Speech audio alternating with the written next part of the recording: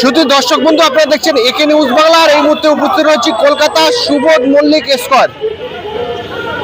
রাজ্য সরকারের কাজে সন্তুষ্ট নন বামফ্রন্টের 10টি শাখা সংগঠন। তারা কিন্তু পথে নেমেছে আজকে এই সুবোধ মল্লিক স্কোয়ার থেকে নিয়ে শিয়ালদা পর্যন্ত। তাদের বক্তব্য হচ্ছে যে রাজ্য সরকার কাজ করতে পারছে না, রাজ্য সরকার সম্পূর্ণ ব্যর্থ, সেই জন্য তারা ধর্মীয় মেরুকরণ করছে। এগুলো অবিলম্বে বন্ধ করতে হবে, নতুবা আজকে আমরা পথে নেমেছি, আবারও পথে নামবো। যারা সুবোধ মল্লিক স্কোয়ার থেকে নিয়ে শিয়ালদা পর্যন্ত সরকারের কাজে অসন্তুষ্ট হয়ে আন্দোলনে পথে নেমেছেন, তাদের কি বক্তব্য শোনাব আপনাদের।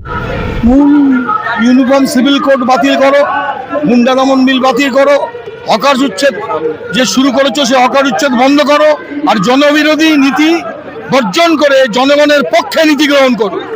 এই হচ্ছে মুদ্রা কথা, আমাদের আসল দাবি। এটা তো একটা পরিকল্পনা মাফিক ছক তৈরি করা, বিরোধী কণ্ঠস্বরকে গুন্ডা দমন আইন মিশার মতো বিভিন্ন জনবিরোধী আইনের মতো এদেরকে বিনা বিচারে আটক করার একটা প্রক্রিয়া। তো এটা রাষ্ট্রপতি করবে কেন? রাষ্ট্রপতি তো করবেন না। রাষ্ট্রপতি কি কারণে করবেন? রাষ্ট্রপতি সই করবেন না তো। কিন্তু এটা একটা প্রচেষ্টা, এই ঘৃণ্য প্রচেষ্টার বিরুদ্ধে আমাদের লড়াই জারি আছে, গোটা দেশ জুড়ে আমাদের লড়াই জারি আছে। সংবিধানের শপথ নিয়ে বর্তমানে রাজ্যে যে সরকার চলছে, সেই সরকারের মুখ্যমন্ত্রী সহ যারা যারা এমএলএ মন্ত্রীরা রয়েছে তারা অসাংবিধানিক। এরা তো অসাংবিধানিক কথাই বলবে, সংবিধানের মানে নাকি? এরা তো 2/3 মেজরিটি করে, দেখছেন না, তৃণমূলের থেকে একটা ভালো তৃণমূলের এমপিদেরকে যুক্ত করে নিয়ে ওরা 2/3 মেজরিটি তৈরি করে আমাদের দেশের সংবিধানকে পরিবর্তিত করতে চাইছে এবং ফ্যাসিস্ট শক্তি, ফ্যাসিস্ট কায়দায় সরকার চালাতে চাইছে। তার বিরুদ্ধেই তো মানুষের এই প্রতিরোধ, ক্ষোভ, ব্যারিকেড, প্রতিবাদ প্রতিরোধে মানুষ যে রাস্তায় নেমেছে গোটা দেশ জুড়ে, ছাত্র, যুব, শ্রমিক, মহিলা, কৃষক। এইটাই তো কারণ যে জনগণের পক্ষে আইন তৈরি করো, আদানি আম্বানিকে বাঁচানোর চেষ্টা করো না। ব্যবসাদারদের পক্ষে সরকার চলবে না, সরকার চলবে গরিব মানুষের পক্ষে, শোষিত মানুষের পক্ষে, মেহনতি মানুষের পক্ষে। This is the fundamental question. এটাই তো আসল। বামপন্থীরা বারবার বলে এসেছে যে তৃণমূল কংগ্রেস বিজেপির বি টিম। আপনারা সাংবাদিক যারা তাও বুঝুন, আমরা তো প্রথম থেকে বলে এসছি এটা, যে তৃণমূল আর বিজেপি অভিন্ন কর্মসূচিতে চলছে। এরা অভিন্ন, এক অভিন্ন, এবং এদের কর্মসূচি তৈরি করা হয়, রূপরেখা তৈরি করা হয় আরএসএস এর দপ্তর থেকে। আরএসএস এর দুটো উইং, একটা আমাদের পশ্চিমবঙ্গে তৃণমূল কংগ্রেস, আর একটা হচ্ছে বিজেপি। এইভাবেই এরা চালাচ্ছিল দেশ, এইভাবেই এরা চালাচ্ছিল রাজ্য। এটা তো নতুন কিছু নয়, আমরা তো প্রথম থেকেই বলে এসেছি। কিন্তু এখন মানুষ বুঝছে, সাংবাদিকরা বুঝছে, সাধারণ মানুষ বুঝছে, আমাদের রাজ্যের বুদ্ধিজীবীরা বুঝছেন যে মানুষের এই জন্যই এই ক্ষোভ তৈরি হয়েছে। জনগণ এই কারণে রাস্তায় নেমেছেন, নামবেন। এর বিরুদ্ধেই প্রতিবাদ প্রতিরোধ। হুঙ্কার ছেড়ে গণতন্ত্রকে রোধ করা যায় না। মানুষের কথা বলার অধিকার, মানুষের দেশপ্রেমিক অধিকার, মানুষের ওপরে যে অবিচার, অত্যাচার, তার বিরুদ্ধে মানুষের লড়াই, আক্রমণ যত শানিত হবে তত মানুষ রাস্তায় নামবে। এটা তো নতুন কথা নয়। এটা তো আমরা জানি যে শোষণ থাকবে, বঞ্চনা থাকবে, অবিচার থাকবে, অন্যায় থাকবে, দুর্নীতি থাকবে, আর মানুষ চুপচাপ ঘরে বসে থাকবে। এটা তো হয় না। মানুষ সেই জন্যই রাস্তায়, মানুষ সেই জন্যই একটা আক্রমণাত্মক ভূমিকা গ্রহণ করেছে এই সরকারের বিরুদ্ধে। বলছে মোদি হটাও দেশ বাঁচাও, বলছে বিজেপি হটাও দেশ বাঁচাও। সেই কারণে আমাদের ভারতের communist party CPI 1 September Delhi চলোর ডাক দিয়েছে। আমরা একটাই মাত্র স্লোগানকে সামনে রেখে দিল্লি চলোর ডাক দিয়েছি যে পরিবর্তন জরুরি, বিজেপি হটাও দেশ বাঁচাও। এইটাই আমাদের দাবি। আমরা 1 সেপ্টেম্বরে রামলীলা ময়দানকে জলপ্লাবনে প্লাবিত করতে চাই। বাঁকুড়া একটি ছেলে যে স্কুলের জন্য গেছিল, তাকে তার বাবাকে খুন হতে হলো, কি বলবেন?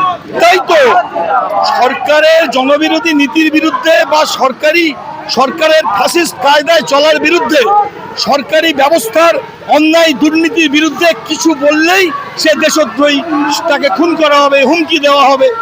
এই অবিচার, অনাচার, অত্যাচার চলছে। সেই কারণেই মানুষ রাস্তায়। সে ককরোচ জনতা পার্টিও রাস্তায়, কমিউনিস্ট পার্টিও রাস্তায়, কংগ্রেসও রাস্তায়, বিভিন্ন রাজনৈতিক দল।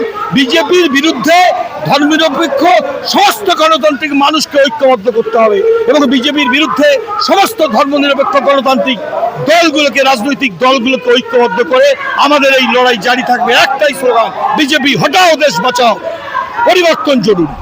আমাদের বিপক্ষে যে সমগ্র আইনগুলো নিয়ে এসছে তার বিরুদ্ধে আমরা এআইডিসির তরফ থেকে প্রতিবাদ মিছিল করছি। 299 জন লোক না হলে কেউ রাখবে না, ওদের কদমাতে চলতে হবে।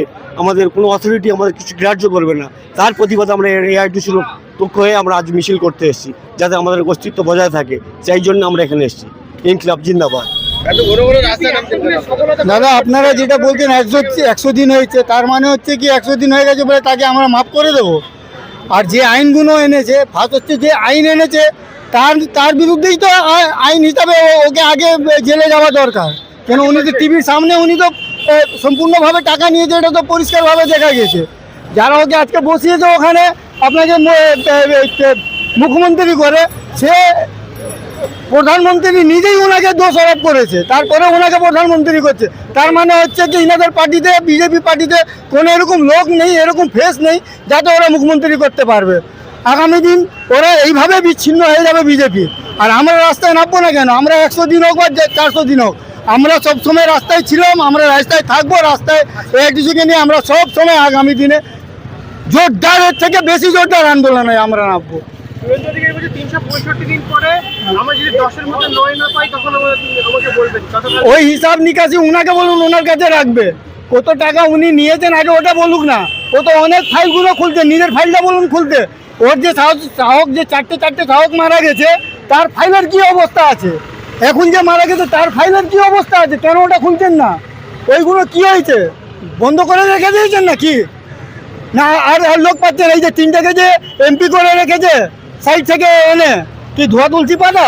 মানে ওয়াশিং মেশিন রেখে দিয়েছে বলে যা ইচ্ছা পাবে তাকে নিয়ে এসে এটা ঢুকিয়ে নেবে না?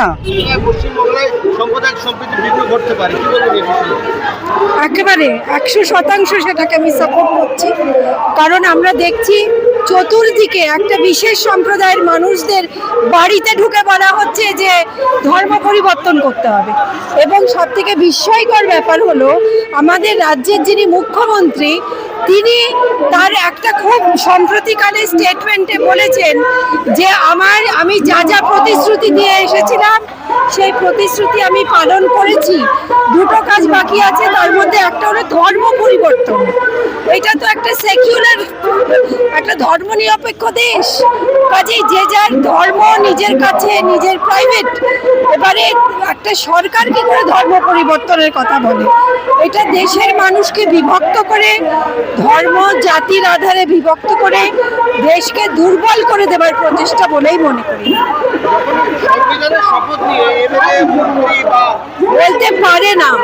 এবং সব থেকে আশ্চর্য হলো, honourable supreme court of India সম্প্রতিকালে কয়েকটা রায় তারা দিয়েছেন, তাদের প্রতি আমি মানে তাদের রেসপেক্ট দিয়েই বলছি যে সেই রায়গুলো অনুযায়ী এই যে বিশেষ সম্প্রদায়কে টার্গেট করে আমাদের রাজ্য আসাম এবং আরো বিজেপি শাসিত রাজ্যে মুখ্যমন্ত্রীরা বা যারা উচ্চ পদে আছেন, সাংবিধানিক পদে আছেন, তারা যে সমস্ত মাইনরিটি বিরোধী কথাবার্তা বলেছে সেইগুলোকে তারা ছাড় দিয়ে দিয়েছেন এবং বলেছেন যে এটা দেশ বিরোধী বা সিডিশনের মধ্যে পড়ে না।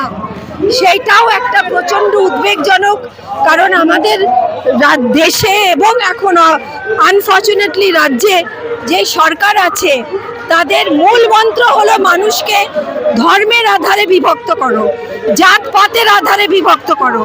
তার প্রচণ্ড রকম প্রতিবাদ আমরা জানাচ্ছি এবং আমরা বারংবার রাস্তায় নামছি এবং আমাদের যে দাবি, সে দাবিগুলোর মধ্যে প্রধান হলো যে বিভিন্ন ধর্মের মানুষকে সংহতি মেনটেন করতে হবে, মানুষকে ধর্মের আধারে, জাতপাতের আধারে বিভক্ত করা চলবে না।